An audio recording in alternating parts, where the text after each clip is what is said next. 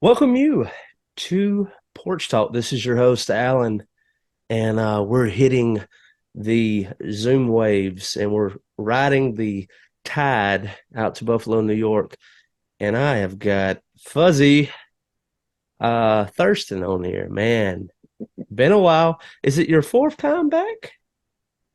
It's either the fourth or the fifth. Yeah, I'm One, losing one of count the at two. this It's been point. a Like you're yeah, you're just becoming a regular. yeah. Why not? I love it. And man, I'm here for it. And it's we're here to talk about the new venture.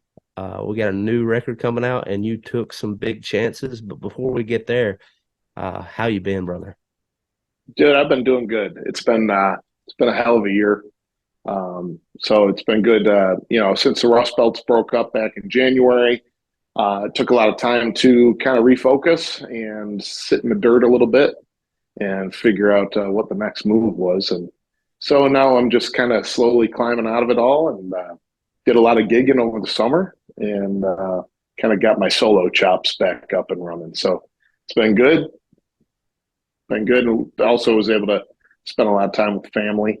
And so it's afforded me a lot more freedom uh, as well to, do other things as well as still performing at a high level. Man, put me in that headspace of Fuzzy and the Rust Belts. Y'all, y'all had a. It was meteoric for me just watching it because I caught it so quick and I was watching the rise and accomplish so much. And what was it like having to knock the dust off and just be a solo songwriter again? Yeah, I mean, I started doing the solo thing, for a good year or two leading up to the Rust Belts, and I don't know. It's kind of funny. It's like I almost forgot um, what that was like, and so not that I didn't do solo shows while I was with the Rust Belts, but it wasn't as regular. So Hmm. lugging all the equipment, that's a new one, right? So um, that's always been a real kind of pain in the butt, but other than that things. Sorry. Oh no. What did I do here? Did you I lose still me? I still have you. All right, good. Um, yeah. So like, lugging equipment, playing on my own, but like, you're playing these 2.5, 3 hour gigs at some places. So you got to fill it with covers and what are going to be songs that, you know, I'm not going to get sick of and that the audience is going to like, that kind of thing. But I'm fortunate I have a lot of original material. So I'm able to play through it all and then kind of pick and choose what covers I want to do. So it's really, though, it's been great. Like throughout the summer, it's like getting my chops back up and running, being able to um, play solo in a way that you don't really need that backing band because you know how to kind of navigate the waters, and play those, even make a song big. It's all dynamics, and working with that. Absolutely, man. And man, I would ask for you to expand on that, and I'll share what little bit I know about that. I was just before this, I was on a call with a friend of mine from Birmingham, and we were talking about this idea of like just a big musical change, and that is kind of the same conversation was stepping out of a band and blazing your own trail. And yeah, these are the songs that I wrote, and I believe in. And yeah, I had this great band backing me, and now it's almost like I have to go back to the drawing board and figure out, okay, when I wrote this, I was in my bedroom and I was figuring it out on my own, but then the band kind of helped fill all those spots. But now I have to figure out, Mhm. what does it sound like on my own? Yeah. Like where's the explosive? Where's the dynamics come in? And like, where am I going to try to pick you up by your feet, or where am I going to try to make you kind of move your head a little bit? Yeah. Yeah. Yeah. No, and you're right. Like you rely so much on a band that I don't know. It's almost like I became a sloppier guitar player Well, you didn't because you, I didn't- you knew. didn't have that on you anymore. Right, exactly. So now, like everything is, it all matters. And so especially like me exploring my own voice, you know, and using my voice to build the song as another instrument. You know, I'm fortunate where I can, you know, play harmonica as well. So that helps with certain songs. You know, and sometimes there's good old stomping floors at some of these places. And you throw a couple foot stomps in there and you just let that take the verse for a minute, you know, and it gets people's attention. You know, so finding different ways to be a showman by yourself is it's kind of a fun little adventure. But you know, I'm Yeah. starting to get more of a good handle on it for especially for the bar scene. You know, the bar and brewery scene. It's different. Yeah. It's You it's know, geared it's geared more toward a band. It's geared more toward being loud. yeah, And to yeah, walk into that scene solo, man, I know how it is. I mean, a band can be a band and you can take control of the crowd because just of the fullness of it. But when you are a singer songwriter playing in a bar scene or in a restaurant, it's easy to just be, you're just the background music. yeah. So the my thing is, how do I not become the background music? Because usually when you go into these places, a lot of times they have their built-in crowds, Mm-hmm. and you know, how do I get them to listen to me? And that's where song choice comes into play. Because again, I'm going to play mostly original music because I'm a stubborn bastard, and I refuse to play tons of covers. And so, how do I get people to do that? And so that's where song choice comes into play. It's like, okay, here's my three songs. Now I'm going to throw you some red meat, and it's going to turn. And so by the time I'm like mid set, you can tell who your listeners are because they become focused on you. And then I start to play to them. So Mm-hmm. when you look at a crowd, I'm making eye contact with all those people that I know that are watching me. And after that, when the show's over or if I'm at a break, I hit those people first. I go shake their hands, introduce myself, ask them their name. And it's been working really well for audience building. So, That man, I'm so glad that you said that, and just for the and maybe necessarily not newbies, but just a recent thing that I saw. I was at a bar slash restaurant, and at this time where we are, I'm thankful that they are paying musicians to come in and play. And just so happened, a local musician, singer songwriter, I was interested in hearing, he was booked there that night. So I was like, okay, yeah, I'm gonna go have supper there. I'll have some drinks. I'll invite a friend, and we'll make an evening of it. And man, he plays this Black Crow cover. She talks to angels, and he does a fine job of it. And you can kind of tell that he is aggravated that he didn't get the applause or the claps or the woo or whatever yeah, else. Like it just wasn't there. And he just makes this statement that completely turned me off. And I finished my meal and we left and we went somewhere else because of this. I went there that night to support him. And the yeah, comment he made was, I don't know if I could do any effing better than that. And I was like, dude, if you were trying to win the crowd over, buddy, that ain't it. that ain't it. Yeah. And it's And frustrating when you're out there and you're humping it, man, and you're out there doing it and you got no one listening to you and they're staring and they're watching a football game or whatever's on TV. It's super frustrating. And I've gotten to the point where I don't care. I still it's knowing your set list. Where are your talking breaks? What stories are you going to say leading up to each song?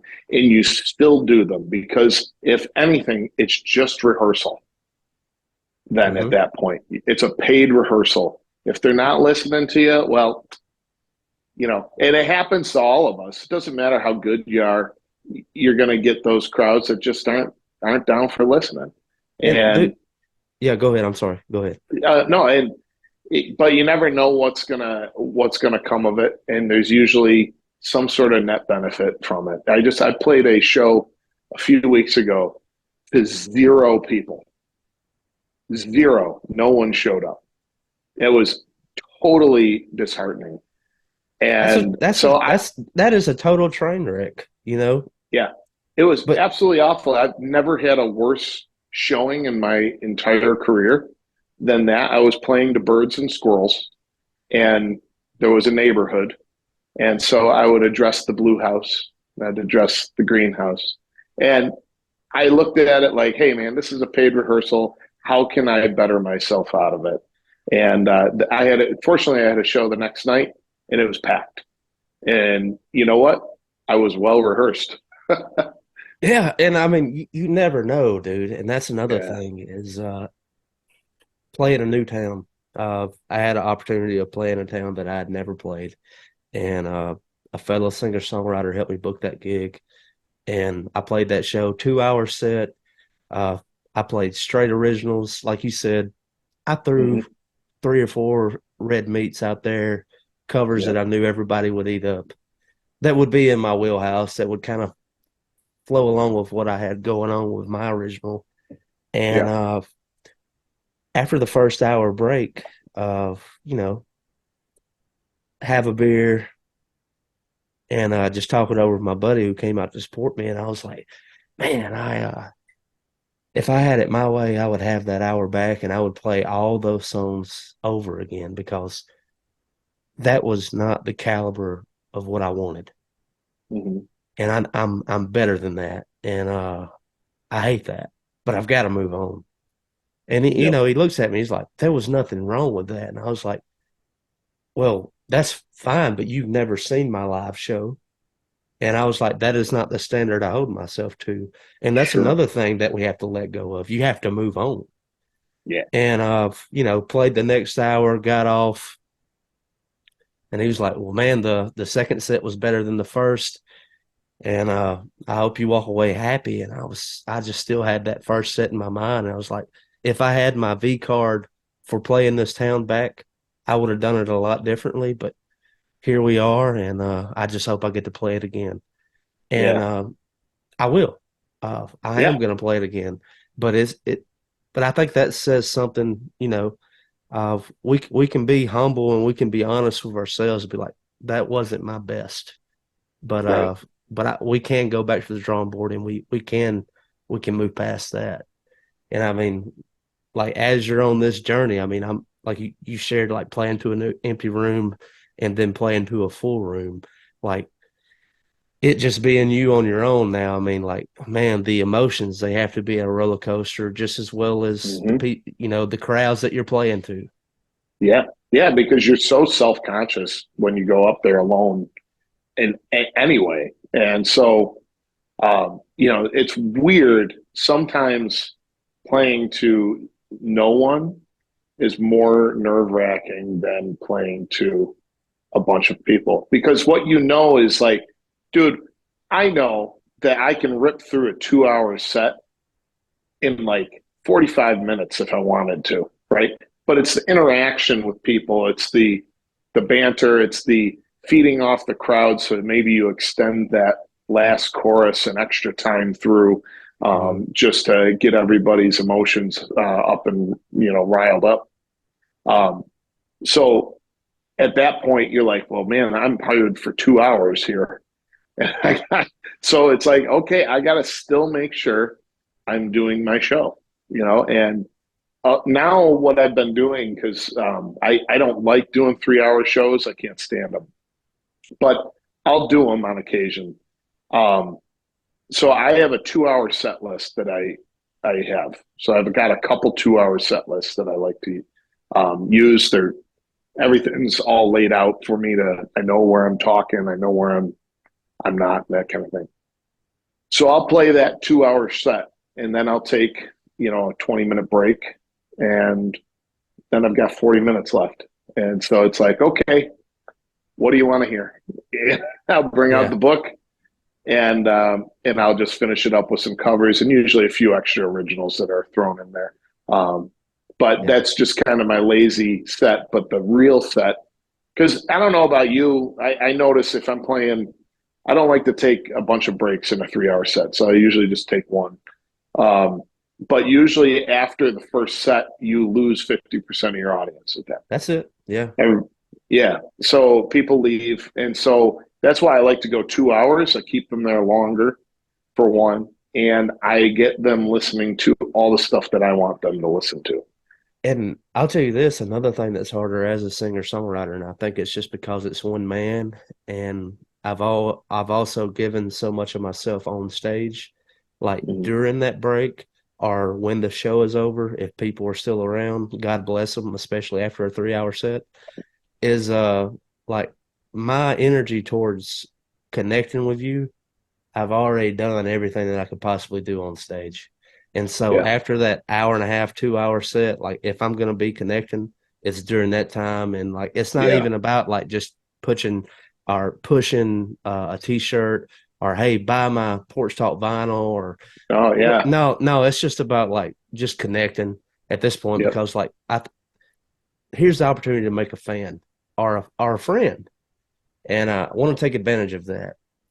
And Yeah. maybe I'll see you when I come back to town at that point, man. It's such a fragile bird, playing Yeah. these shows alone and like, and you know it as well as I do. It's so much easier with a band because there's two, there's three, there's four, there's five of you, and you can spread out. And there's always someone in the band that someone else connected to more. But Yep. when you're solo and someone connects, they connected with you Yeah. and they want to word with you, and that comes Yeah. with its own thing.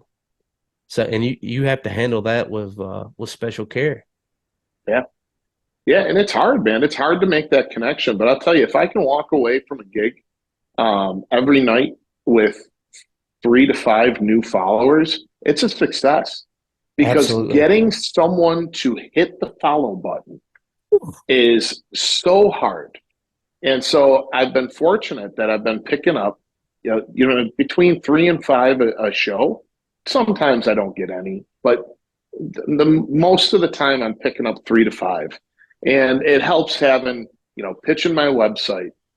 I've got a banner with a QR code on it. A lot of people, especially younger people, will go and they know how to do it, and it links them right into everything. And so that's been helping a lot as well. And then I didn't realize how important having an email list is. And so I've been referring a lot of people to subscribe to the email on my website, and uh, and that's been going great. I've been building up a nice email list. Referred me there, by the way.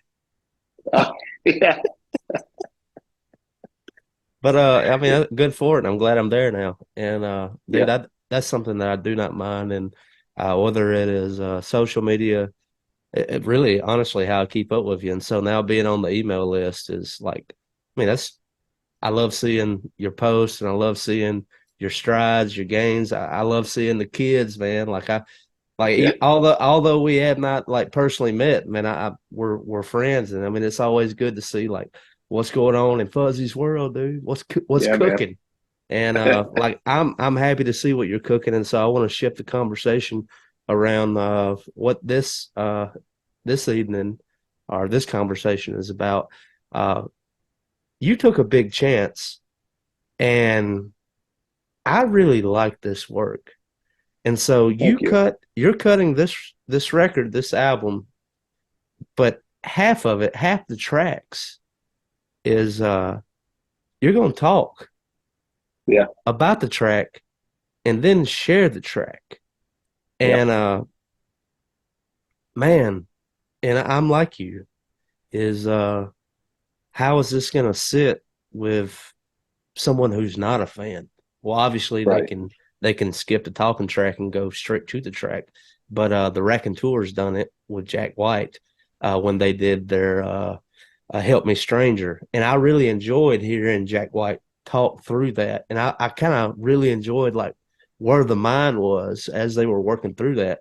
And for a Yeah, singer songwriter and someone like you who I'm a friend with and also a fan of to kind of walk me track by track and to like tell me where your mind was when you were doing this. Like, oh, track two, brother, when you were talking about like this was a COVID song. I was locked up in a hotel room when this came out. And I'm like, oh man, let's go. So man, What is the name of the new record and like what is the project?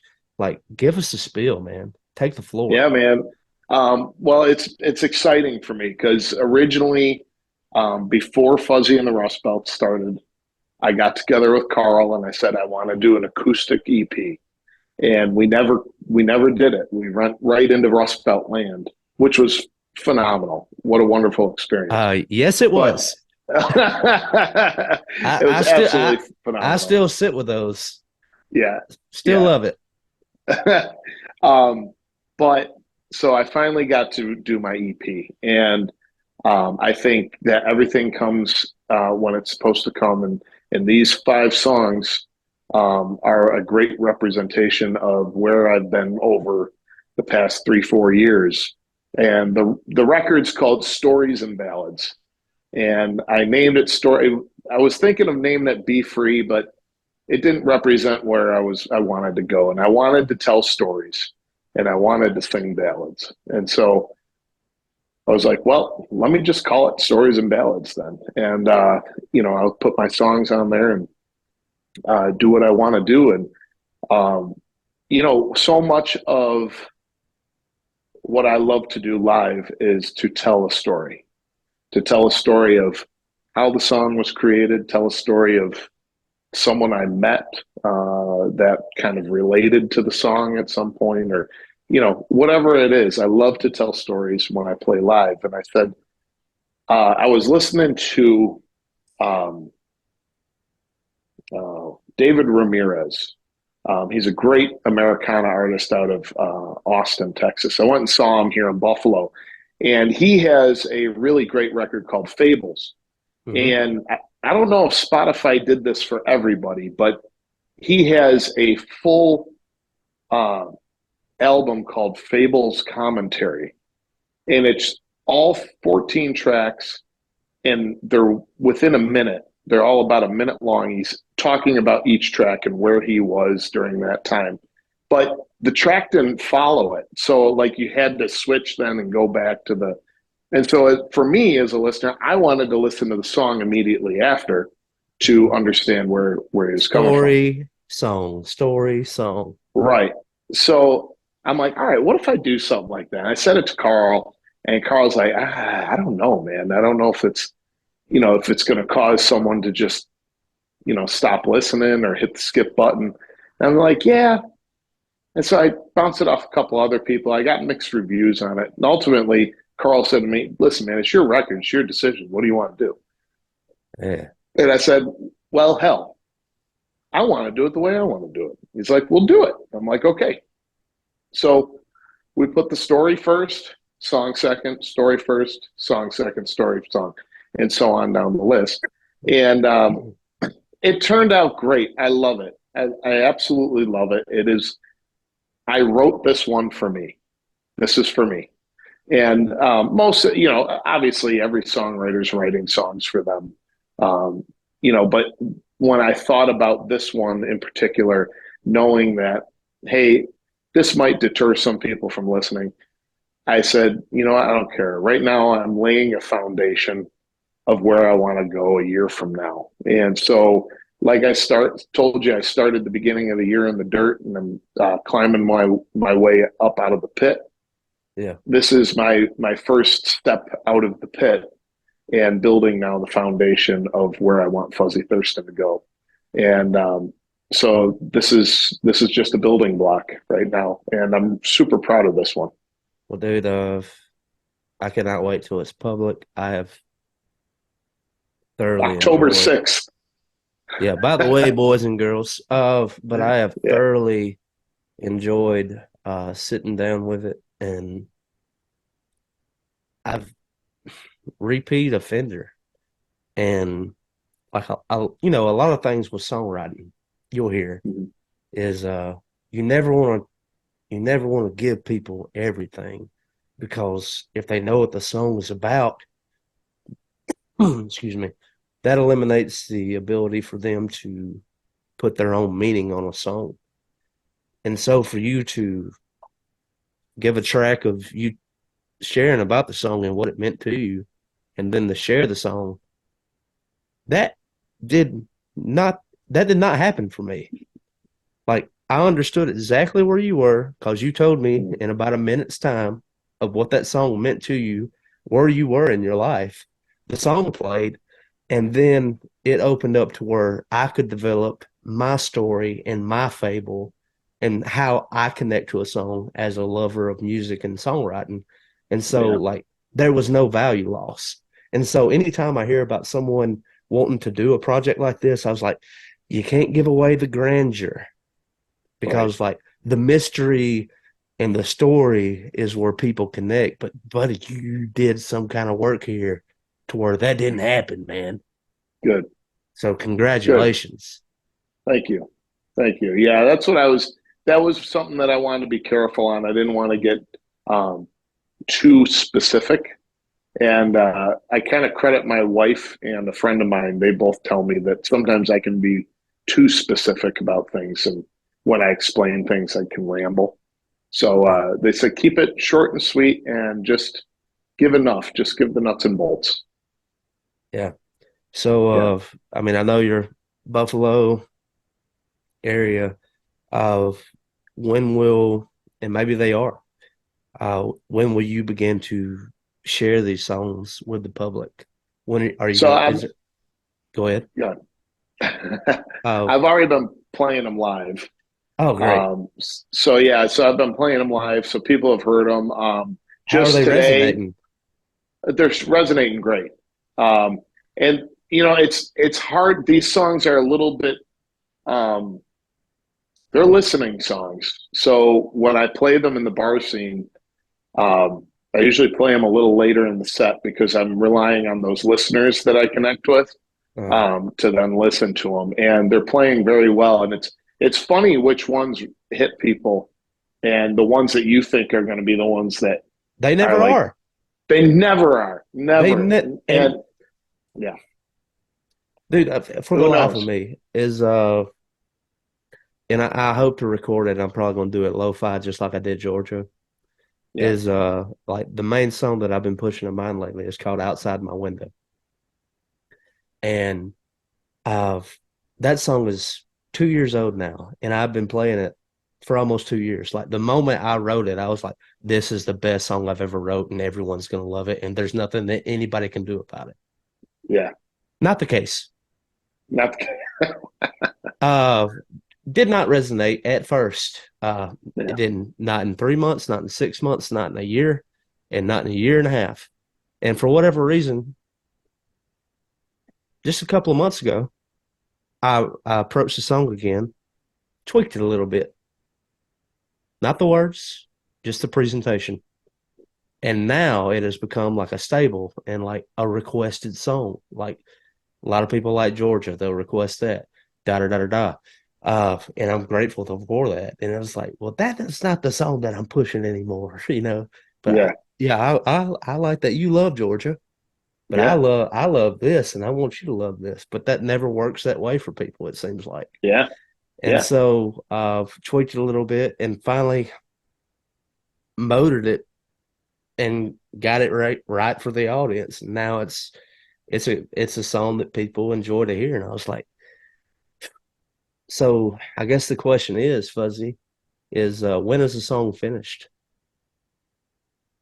Well, that's you know, it's funny you mentioned that because these songs, three of them are going to make it onto my full length album with a full band arrangement. So they're never finished, man. They you can keep on rolling with them, That's what and I'm learning. yeah, you keep on picking, and you can change it here and there and tweak it here and there, and you know usually the structure remains the same for the most part, but sometimes that'll even change. Hell, I don't know, but um, yeah, it's always it always continues. I mean, listen to the greats too. They play their songs 5 million different ways. Actually, one of my favorites is Ryan Adams. That guy will play Amen, his dude. he'll play his songs, five different ways. So it's like you never know. But he does it. He plays it to the concert. What kind of concert he's got? Is it the big full band? Play it like he recorded it? Is it just him live and acoustic? And I And love like if you ever, Go ahead. Go ahead. If you ever heard him play New York, New York on the piano, it's like absolutely, totally a different song, Hmm. but, and he makes it work. At the time when 1985 by Taylor Swift dropped, I was dating a girl who was really into Taylor Swift, and that's how I got really introduced to her. Um, Hmm. and later, Ryan Adams would cover the entire 1985, which was a project that I would love more than the Taylor Swift version. Yeah, And yeah, the way that he took those songs, and if I'm not mistaken, and I don't want to throw shade at anybody, but when him and his band was working on that record, I believe that they were in contact with Taylor or Taylor's yes, people and said, uh, "We did this as a joke, but we thought the wheels would fall off, but by some miracle, the wheels have not fallen off, and this is actually a good record." yeah, And so we're covering the entire record. And I was yeah, like, what a what a phenomaly here. yeah. Wow. It sparked a chain of events. He went and he did it with Springsteen's Nebraska. He did a full record of that. Um, he did one more recently. I forget which one it was, but Yeah, I would have yeah, to look, pull it up. But yeah, dude, it's like, and yeah, I always loved that about that dude. He wasn't afraid of taking chances on stuff like that.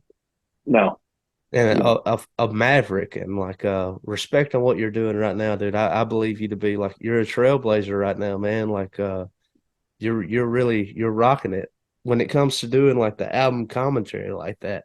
I know you're not the first to do it, but like you're the first to do it in this venture.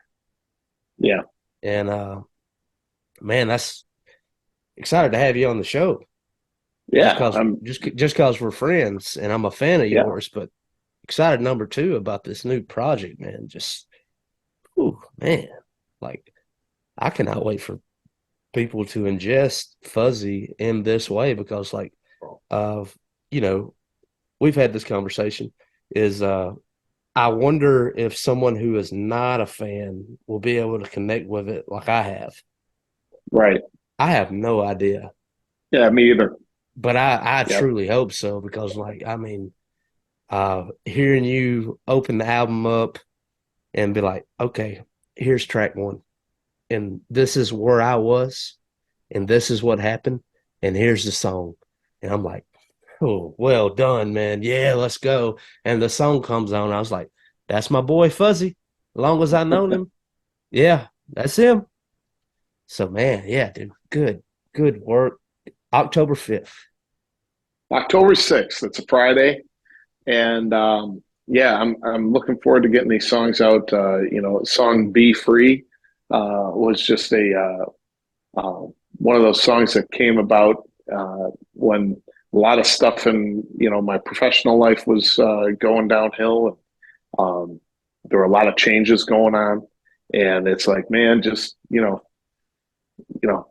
this is your life, man. Be free of all of that drama, and that's kind of where that song sparked. And then going into um, my song "Leaning Into You," it was a COVID song, not about COVID, but it sparked during that time, and Mm-hmm. there were a lot of different crazy things going on, internationally, nationally, locally here in this area. And, a lot of things were affecting me in a way that I'm like, man, I just got to put some pen to paper here. And I wrote some of the best lyrics, um, in my opinion, that I've ever written there. Um, and I I'm don't so proud of that song. those two songs you just named off, man, like back to back. Yeah, Yeah. dude, good work. I don't know, like we're friends, so it's hard for me to like to Yeah. critique your work, but near the top for Thanks, sure. man. Near the top for sure, dude. But like it's hard for you to put out a song that I don't enjoy. I mean, you already know how I feel about the Fuzzy and the Rust Belt album. It's like when I put it on start to finish. I don't skip anything. I'm Yeah. just when I put it on, I mean to sit down with it. Yeah. And that's going to be the same with this new. project that you got going, dude. And I am so happy for you, man. Thank With you. everything, like it would have been so easy to maybe stop being a recording artist and to just, yeah, okay, we are just gonna we'll play a show occasionally and we'll just shut this whole thing down and I will focus on the family and work and whatever else. Yeah. And so, man, the question I want to pose to you, and I know we've talked about it a little bit as we've been going, but what are you with you sharing where you were with the song and then the song of what do you want to express to the listener, like someone who has never heard of Fuzzy and someone who just comes across it by happenstance, like Yeah. what are you hoping to find? A connection. Um, One of the things that I've been trying to do is to open up a little more, and I know listeners like to dig in. They like to know about the artists that they like and know where they're coming from and who they are. And I'm not a very open person in that way. So this is my attempt is trying to let you peek in a little bit inside my world and where I'm coming from. And Well, so that was one of those things I was hoping would kind of shine through. and I think you're stepping into like new media ground. Like I know that Jack White's done it with the Wrecking Tours, Help Me Stranger, and Yeah. I know other people have done it as well, but it's still very new territory to where not a lot of people do that. And Hmm. I put some respect on that, man. And like it's interesting because whenever I hear a song, brand new song, I'm putting myself in that song and I'm walking that story and then I'm giving it meaning to whatever it means to my life. But to hear the songwriter uh, tell me a little bit about where he was, what he was doing, and why that song happened, there's a certain brevity to it to where I'm like, oh man, it almost like it takes me out to where I'm almost stepping into your shoes to where it's a different animal. Does that make sense? Yeah. Yeah. Yeah. It is different. Because most of the time we as listeners want to be selfish and be like, oh, he's talking about me, Hmm. that kind of thing. And in this instance, it's more of, hey, I'm learning about this guy and where he's coming from. And, I still kept it in vague enough to where I think that people can relate to it and have their own meaning to it. But especially with the final song, which is The Road. And I think there's a lot of people that are going to be able to associate with that song. That was a long time coming. That was a song probably wrote seven different songs that just never were able to touch on that topic. And finally, that one was just enough. It was again, it was the previous songs were too specific to where I don't know, it didn't seem to work. But there's enough vagueness, but the emotion comes through. Um, And I'll go ahead and finish that. I'm sorry. no, they actually came in at a good time. Okay. And that is another thing, just as a songwriter and listening through this project, that was another part that I really enjoyed was because oftentimes we, as songwriters, we want to know where the other songwriters were when they were writing these songs. And Yeah, you did such a great job of summing that up in a minute and a half, and then delivering the song. And I do want to, and maybe this goes to the studio or wherever you recorded it, but a phenomenal job. Like Thank for you. for you and a guitar, harmonica, whatever, is like you sent it. Yeah. You did it justice. Like I don't know how it could have been. I don't know how it could have been any better. Like Yeah.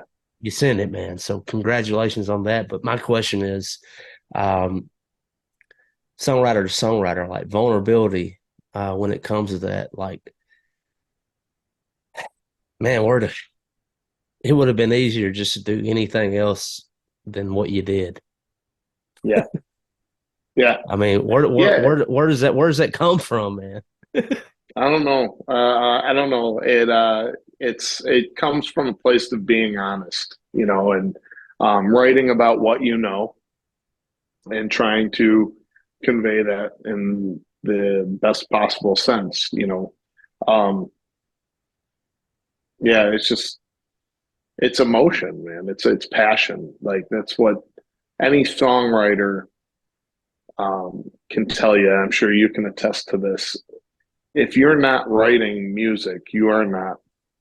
There's a piece of you missing then. If you aren't, it's so ingrained into who you are, and it's a passion. It really is. It's so powerful that you need to sometimes rein it in because it can ruin relationships. Like that's how passionate it can get with songwriting. It's like it's almost if you're a junkie looking for your next fix, it's like I need to write this right now. If I don't, I'm going to be itching all day. And there's sometimes I just have to close the door and tell my wife I'll be out in 10 minutes. And Man. and I have to put it down. I got to write the songs. But you have to control it because it can get a hold of you into where it can ruin relationships. And I've seen it Well, happen. I mean, there's tons of people that you constantly hear about getting divorced. Not just famous people. You see it on the local level. mm-hmm. It's just so powerful and so addictive. Um, and I love the the high you get after you complete a song. It's like you're riding high. You're like, yes, like I'm so accomplished, right? And then Yeah. you just pray that the next day when you listen to what you recorded on your iPhone, you pray that it's just as good as what you were feeling the day before. Because I don't know about you, I've written songs I thought it was the best song in the world. I listened to it the next day. It's absolute dog shit. Yeah. Yeah. It's like, yeah, I think I'll hit the delete button. Yeah, You know, yeah. it's like, So I it's mean, not what it was.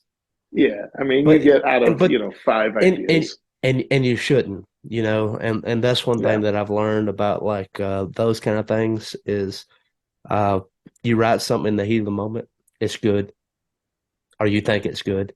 You think it's great. You think it's the best thing you've ever done. yeah, And then you go back to the next day and you're like, absolute dog trash. yeah, And if you do not hit that delete button, the thing about it that I have found is let that thing cook. yep, And even, let's just say 3 months, 6 months, 9 months, a year go by. yeah, Okay. You may not use that song. You may not play that song, but the other idea that popped up, well, the two may become one, or the three may become one, and you right, have an amalgamation, if I can say the word, of like this monster of these three different ideas coming together to make one really good project. yeah, And man, I can't tell you how many good ideas went to the wayside because I woke up the next day and I was listening to it and I was like, oh, yeah, there's no way this is me. yeah. We got to get this out of here. It's No, like, you got to no. keep them. You got to keep them on there. One, it keeps you humble, Mm-hmm. but two, you go back and you be like, hey, you're like I've had songs that were 5 years old, and I took pre-choruses from them, or a chorus line from them, or something. Um, It happens. There was actually I just finished writing a song a few weeks ago called "Out West," and it's a chorus from a song. I don't know. It's got to be 3, 4 years old, but it just came back, and like the melody of that chorus came back, and I put together this whole song, and boom, it was like written in a few hours. One I thing love I've it when that wanted, happens. one thing I've wanted to ask you, and I don't think I've ever asked you, is take me back to single man Fuzzy up to the day, married with two wonderful children. Yeah. Uh, like how has the songwriting matured? And when you look back on Single Man Rusty, do you still play those songs, or are you a just completely different person? Like, what does that look like? Totally different. So, Yeah. did those songs transform into something new, or you just don't play them no more? I mean, what happened? Like from the years ago. There's probably two that I will still play on occasion. Um, but yeah, no, so when I got back into songwriting, and we've touched on this, I think, I don't know, maybe on the first or second meeting on Porch Talk, but just a quick one. When I got back into it, I started writing again in 2012, Hmm. after my son was born. And I don't know what it was. It was just a whole new viewpoint. I don't know. I think I needed to get out of the small town that I lived in, for a little while, go explore the world, grow up a little bit. And yeah, it just all of a sudden it clicked. And I think maturity, for me, it worked, whereas like sometimes you hear these people are 20 years old and you think they're 50, or 60 years old. They got it all figured out in these songs. And it's like, where do you come up with this stuff? Hmm. And for me though, it literally it I didn't know anything. So that whole write about what you know didn't work. And but I had to do a lot of studying. Like, I had to study on like and focus on what are you saying? Because lyrics are so important. And I didn't really take the time to really um, recognize that when I was younger, recognize how powerful lyrics are and how you need to put a story together. Because 9 times out of 10, if a song's got great lyrics, the song's going to be great, and um, that's what I wanted to do. And, I started thinking about that. I started writing and rewriting and writing again and really focusing on, does this song make sense from start to finish? What are your stories? So even if you got three verses, it's kind of like three acts of a play, and your chorus is your overall theme, if you will. Um, Sure. so how do you want to say it? How do you want to put it together? And then, I started listening to like Jason Isbell, yeah, or Isbell, he likes to say. I, it's got to be a dialect thing or an accent thing. But Jason Isbell, he's one of those guys. He just taught me. It's like having a professor on Spotify just teach me how to write songs. You know, I told this. I met John Moreland. Uh, Oh, I met him last year. He came to Buffalo, and I oh, was I was the only one that waited in the rain outside to meet this guy. And you he comes dog, out, you. yeah, right. So there I am. I made my poor wife wait with me, but she knows how much I love John Moreland. And so John comes out, and of course there I am standing there, and I could tell he was tired. He probably didn't really want to talk to me, but his wife told me to wait, that he would be down. And so he came down, and I said to him, I said, "Hey, man, I don't want a picture. I don't want anything like that. I just wanted to shake your hand and tell you that um, you and Jason Isbell are two of my professors." And I go, "I look at you as a teacher on how to write songs. And I wanted to thank you for that. You don't know how much of an impact you've had on me as a songwriter." And he was like, "Oh, man, thanks so much. I really appreciate that." And I don't know if that made his day. It sure as hell made mine. But you know, there's certain artists that um, mean so much to me, and I'm sure you've got your favorites that mean so Well, much to you. you and I share Jason Isbell and John Moreland. Yeah, I mean, we come from I think if we were on a tomato vine, we would have been picked off the same vine. yeah, We just happen to be on opposite sides of the country. But yeah, uh yeah, but yeah, like we fall into this Americana singer-songwriter. Like I like John Prine. Um and I mean we could go down the list, and if we were to begin the list, we would forget them and we would leave yep, someone out.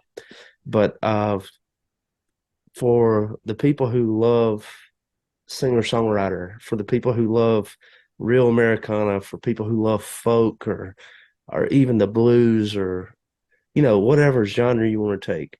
Like, this just means more. Like, this is not, hmm I don't think when you and I sit down to write, we're not going for a top 40 song.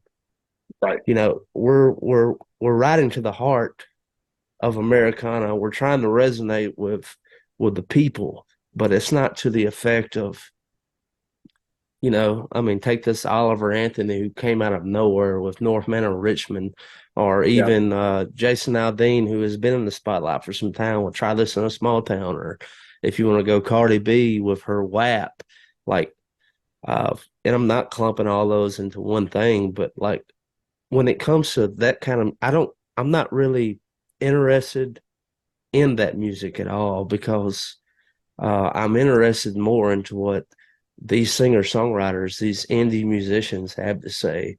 And that's what I delve into. And uh, I guess that's the question is, maybe it's not so much of like, hey, United States, all 50 states, maybe this won't all resonate, but like maybe I could get about 15 of you, or maybe there's a pocket of you that will be influenced. It's like, man, when you're writing these songs, like, who do you have in mind? right, right, yeah.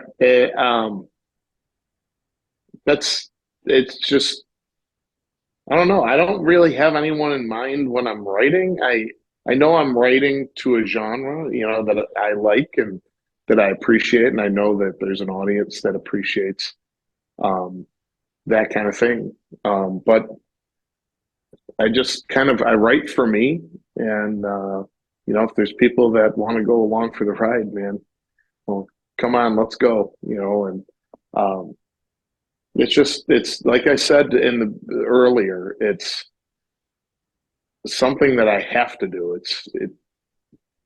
It's just a passion, and I need to do it and get it off my chest. And um, I don't even feel like I'm done yet.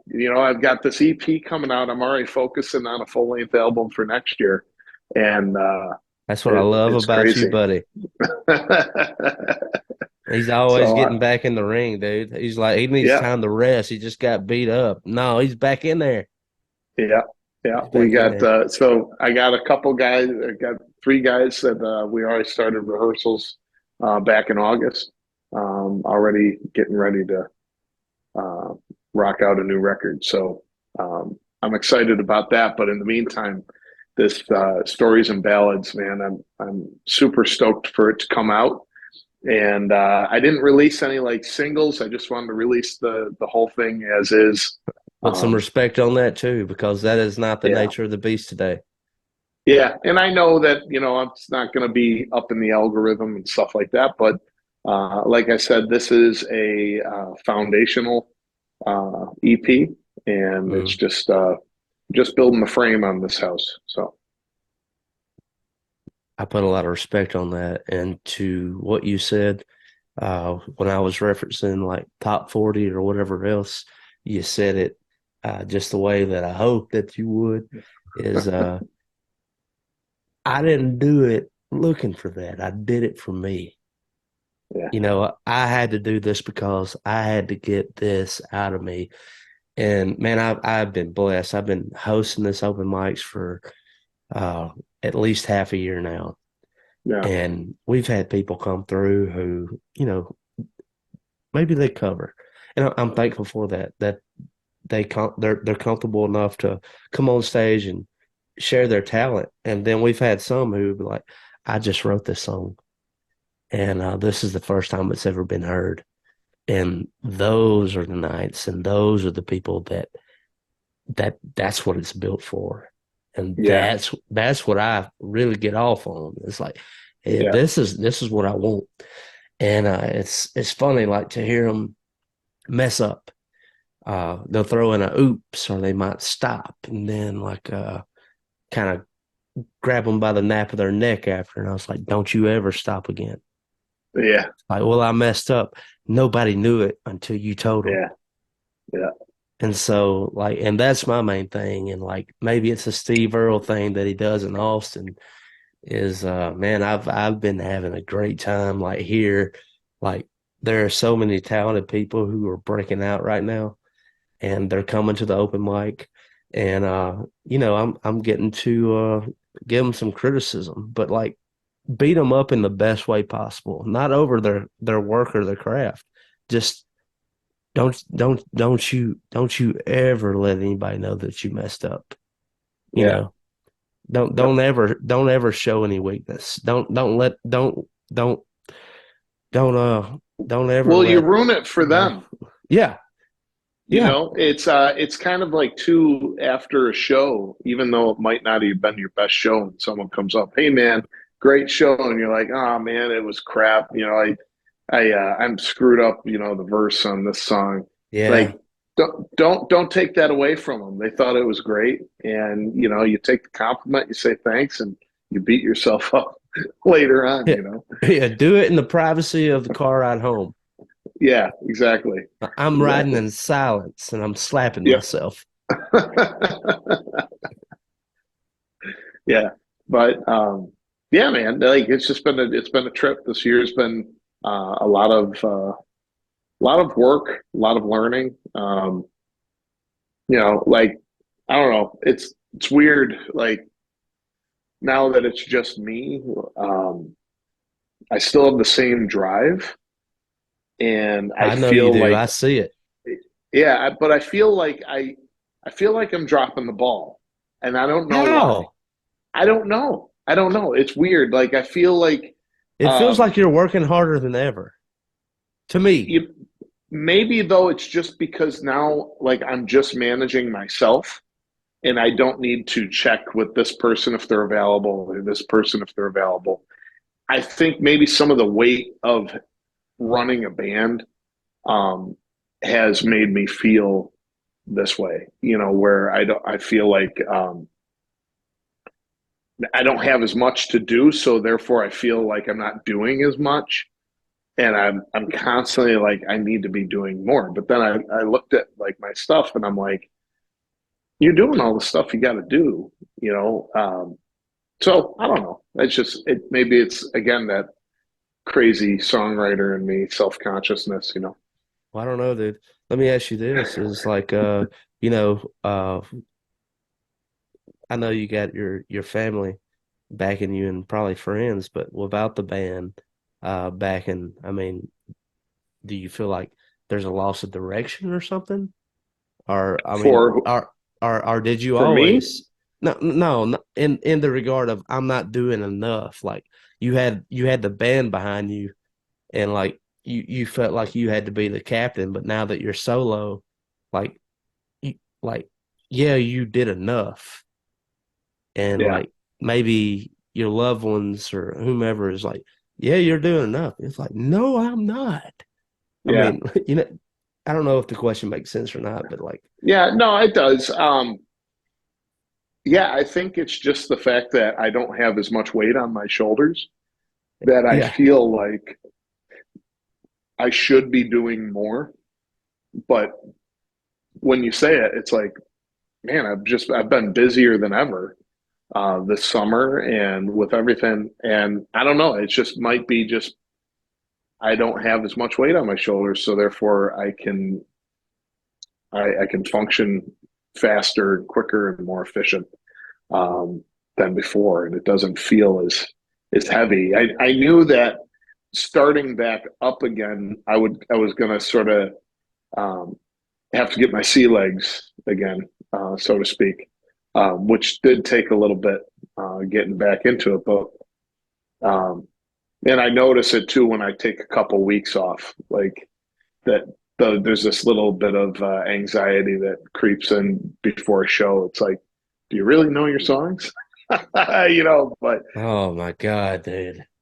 it flies. For after the first song, it's like, okay, here we go. You know, and then before you know it, it's over.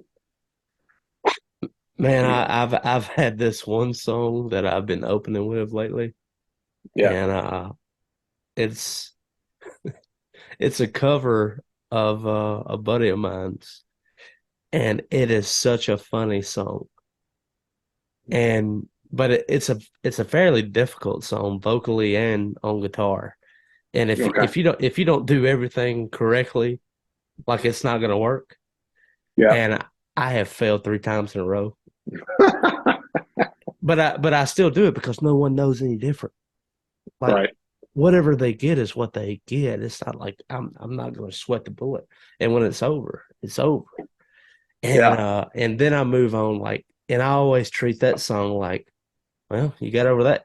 That was a mountain. Yeah. Everything's you know everything now. Yep. Like everything that could possibly go wrong, you already did it. You got it out of the way. Yeah. It, Yeah. it's That's fun to usually treat. pretty good. It's fun to treat it that way, but also it's like it's scary as hell to open with that because you could immediately just you be like, "Hey, everybody, this is Fuzzy Thurston," and then like you come out there and just wreck and be like, "Well," and there goes the crowd. You know? And so Yeah. it's a big risk, but like at the same time, it's like I'm putting like the risk reward thing at the very beginning, and then everything after that is like smooth sailing. Because like that is the Sure. most difficult thing in my act. Like I get that behind me, and I open up with a very funny joke about it. Yeah. And so whether I nail it or not, I hope the joke lands it, Sure. and then So quickly move on. do you tell the joke before you get into the song? Yes, Okay. All right. absolutely, I do. It's the early James and the latest song. It's called High Horse. Okay. And it's a song about being well aware that you have a problem with drinking. Yeah. And I usually open up with this is a song about being high while riding a horse. And I hope you like it. And then the song starts out with I kind of wish I could stay clean in the kind of way that I used to be. And like it's just going through like the guy who is just hung over, who is just like hung up by the bathroom sink. Yeah. And that's the whole story of it. And like something that anyone who has had any history of having a drinking problem can relate to. And it like I made a mockery of it at the beginning. And by the time I get done with it, like the finishing verses, I wish I could just have one little drink or two or three or four. Well, I kind of sort of wish that I could be the way that I used to be.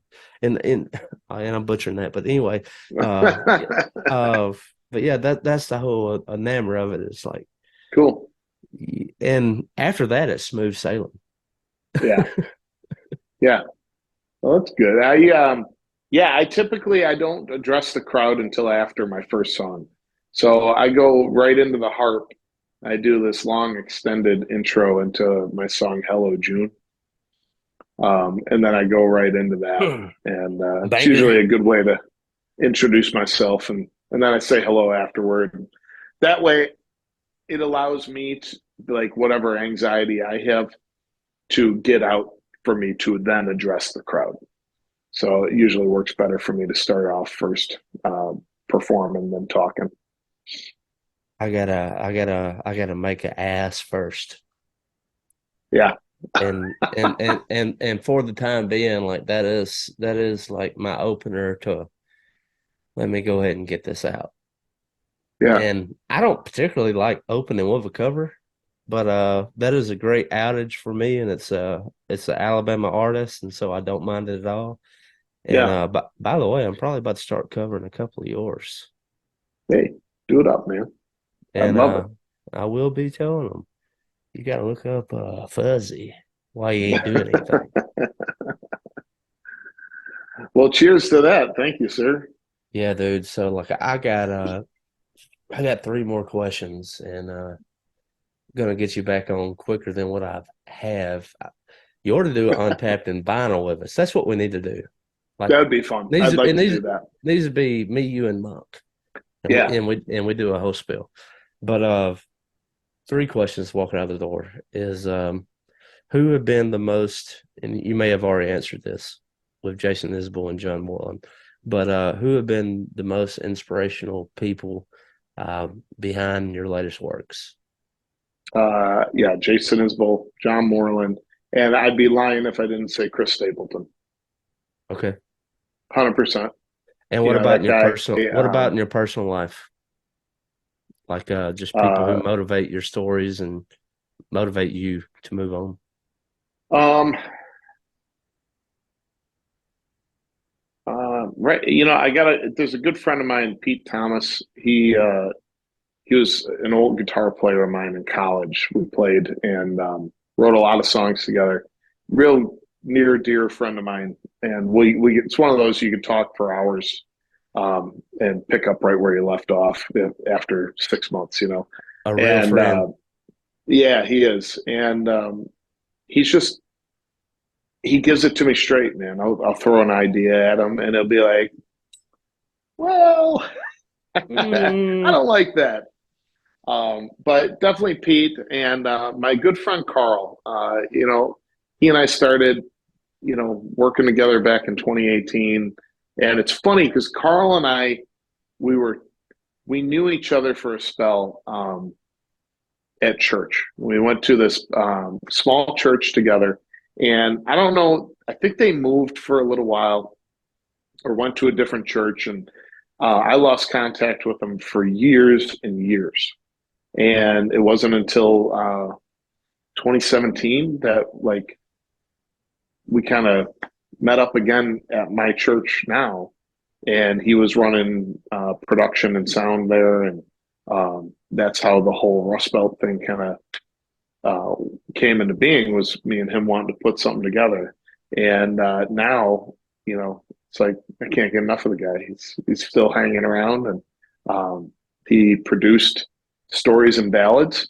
We went and he done a recorded. fine job too, buddy. He did. He actually played on the first track with me. He was that secondary guitar part. Um, but yeah, he produced and then he mixed it as well. It was engineered by a guy named Ryan Nogle at Ryan Nogle's a cool guy. He's like you and me. He's a phenomenal drummer. He plays in several different bands, but he has this house and it's just him in the house. So he wired the entire thing. He's a sound guy for profession as well. So he knows, how to run all this stuff. So any room in his house, you can plug into an XLR or a quarter inch, and you can record from any room. And so Wow. we recorded at his house, and it was awesome. Such a great place. So he engineered it, and uh, my buddy Fred from GCR here in Buffalo, GCR Recording Studio, he mastered it for us, and he's great, man. He's just got a wealth of knowledge. And Carl and I went and sat with him while he mastered it, and um, it was perfect. So we're able to do that. I'm looking forward to working with Fred again too. Dude, So, that man, that's awesome. You're becoming such a staple down here as well. Like you're one of the first people that I bring up when we're in a local scene, like we're at a house party. We're just sharing music. I'd be like, check out Fuzzy. So we're trying to create that culture to where everyone's familiar with you down here, my friend. that's But great. question two is Man, if people were trying to get up with you and they wanted to be in tune with what you're doing, where would they go? Well, they'd want to go first and foremost to fuzzythurston.com. Hmm. Right there, right on the main page, you can see what's going on. I have a news section right there on the front page, as well as a link to subscribe to my email. And then you can just follow everything else up at the top if you want to get with me on social media, Spotify, Apple Music. All those links are right there. And there's also a contact form as well that you can shoot me an email if you want. And you can read up about me and watch some videos and all that good stuff. So fuzzythurston.com, that's the place you can springboard to everything from. Right on. We'll plug that in the episode description. Are you a reader? I am. What are you currently reading? Right now, I'm not reading much. It's been a little bit since I got into a book, but the last one I finished reading was a really good book called, um, oh my goodness, it's called The Next 100 Years. And I'm horrible with remembering author names, but it's in the next 100 years, a forecast for the 21st century. And this guy, he goes through Whoa. um, where he thinks will be by 2100, and he cites history as his examples because he believes that history repeats itself in I think different it's a forms. cycle. And yeah, it's cyclical, and that so he goes through these cyclical changes, especially with the U.S. presidents. It's really interesting. He feels that they're on like a 50-year cycle. They start out really strong, and then they get weaker as they go. And then, Hmm. so he's kind of spot on. If you look at it, you're within like a 40 to 50-year range. And he says that there's a little wiggle room in there, um, but yeah, where he thinks like we're going to be by 2100 is it's fascinating. You take it as, eh, this is one guy's opinion, but it was fascinating to give a read. And he did a second book, which I got to read because this was written, oh, I think right around 2006, if I'm not mistaken, 2007, right near uh, right before Obama got elected, I think is when he was writing it. And then I think about 4 or 5 years later, he wrote another one um, where, based off of what happened in those years, he's like, well, based off of these things, this could happen. So, if anything, it's just really fun to read, and wonder. Well, with that wonder, you give me one more question, and I'm a huge fan of his. Are we going to leave the world in a good enough shape for Hank? Are we going to leave the world in a good enough shape for Hank? Well, I surely hope so. Um, I feel that right now, very much like the 70s, we're in a pretty confused decade where do we want to be for 2030 and on. Um, I have faith in the next generation of kids growing up. I look at my son and a lot of the kids that he's hanging out with. Um, they seem to have some things pretty straight in their heads as far as just how to treat people and be kind. And I hope so. Especially with Hank. Um, he's a little guy that's gonna always need somebody, and he's gonna definitely need to lean on his big brother at some point. Um, and yeah, I think I'm more of a glass half full kind of guy, and I think we're gonna be all right. Right on, buddy. Well, Fuzzy, take care of yourself. We're out of here. Thanks, bro. It was great being on here.